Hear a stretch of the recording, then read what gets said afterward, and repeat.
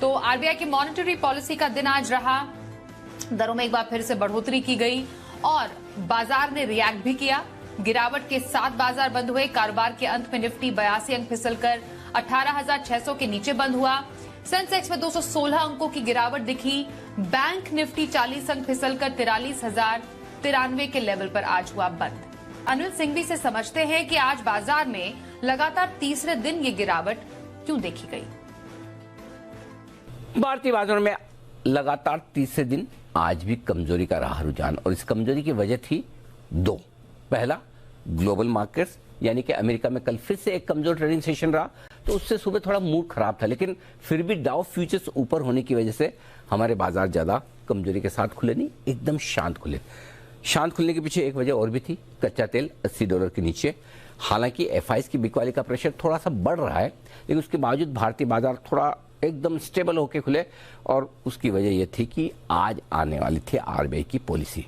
अच्छा, पॉलिसी में जाते जाते और पॉलिसी में ब्याज दरों का जो ऐलान हुआ 0.35% यानी कि 35 बेसिस पॉइंट का उम्मीद के मुताबिक, तो बाजार मजबूत भी हो गए, अच्छे भी हो गए। लेकिन जैसे ही गवर्नर साहब ने पॉलिसी खत्म की, भाषण खत्म किया, उसके बाद बाजार जोर से गिरकर निफ्टी एक बार 18,600 को तोड़कर नीचे आया, उसके आसपास फिर वक्त बिताया। बैंक निफ्टी 43,000 के नीचे आया, उसके बाद 43,000 के आसपास वक्त बिताया। बंद होते होते डाउ फ्यूचर्स जो 50-60 पॉइंट ऊपर थे वो 50 पॉइंट नीचे हो गए और उसका असर भारतीय बाजारों में आखिरी आधे घंटे में आया।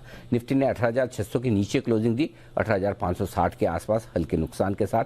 बैंक निफ्टी फिर भी बेहतर क्लोजिंग देने में कामयाब रहा, 43,100 के आसपास की क्लोजिंग बुरी नहीं कही जाएगी। सो ओवरऑल आप कह सकते हैं कि थोड़ा कमजोरी वाला माहौल इसलिए बना कि ग्लोबल मार्केट्स का सपोर्ट कम था, डाउ फ्यूचर्स नीचे थे, पॉलिसी में मजा नहीं आया, एफआईएस की बिकवाली थोड़ी है ही और रुपया वोलेटाइल होकर थोड़ी सी कमजोरी का ट्रेंड दिखा रहा है और यही वजह थी कि आज बाजारों में आज उतार चढ़ाव के बीच क्लोजिंग कमजोर ही होती नजर आई। जहां तक कल के ट्रेडिंग सेशन का सवाल है, 2-3 चीजें बड़ी अहम है। पहले अपनी वाली बता दूं, एक, कल वायदा कारोबार की वीकली एक्सपायरी है। 2, कल सुबह सुबह गुजरात और हिमाचल प्रदेश के चुनावों के नतीजों का रुझान और फाइनल रिजल्ट दिन में आने लग जाएंगे, वो बड़ा एक ट्रिगर होगा। 3, कच्चा तेल नीचे तो है ही, कोई दिक्कत की बात नहीं, लेकिन चौथा ट्रिगर हमारे बाजारों में एफआईएस की तरफ से बिकवाली का प्रेशर जो बनना शुरू हुआ है, ये कम होता है या बढ़ता है, ये देखना होगा। 5वां ट्रिगर, वीकली एक्सपायरी के दिन हल्के होते बाजार, पुट कॉल रेशियो पर काफी लाइट कंफर्टेबल हो चुके हैं, ये 5वां ट्रिगर है। लेकिन शुरुआत तो हम करेंगे ग्लोबल मार्केट्स के ट्रिगर के साथ। डाउ फ्यूचर्स 40-50 पॉइंट नीचे थे और आजकल 40-50 पॉइंट की कोई खास वैल्यू है नहीं, उसके बेसिस पे कहना मुश्किल है कि ऊपर जाएंगे नीचे जाएंगे। तो देखते हैं कहाँ अमेरिकी बाजार बंद होते हैं और डाउ फ्यूचर्स कल सुबह क्या ट्रेंड दिखाते हैं, वो आपकी ओपनिंग तय करेगा।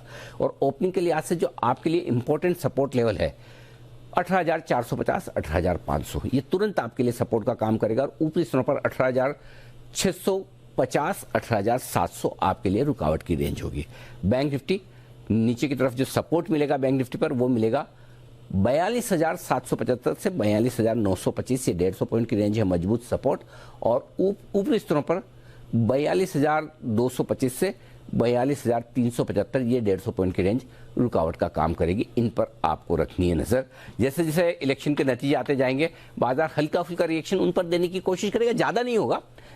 विधानसभा चुनाव है, नतीजे ज्यादातर बाजार ने एग्जिट पोल के मुताबिक डाइजेस्ट कर ही रखे हैं, कोई बहुत बड़ा बदलाव आया तो एक अलग बात है। अदरवाइज ग्लोबल मार्केट की तर्ज पर हम फोकस करेंगे, देखेंगे एफआईएस के डेटा किस तरह के होते हैं, देखेंगे रुपए की शुरुआत कैसे होती है।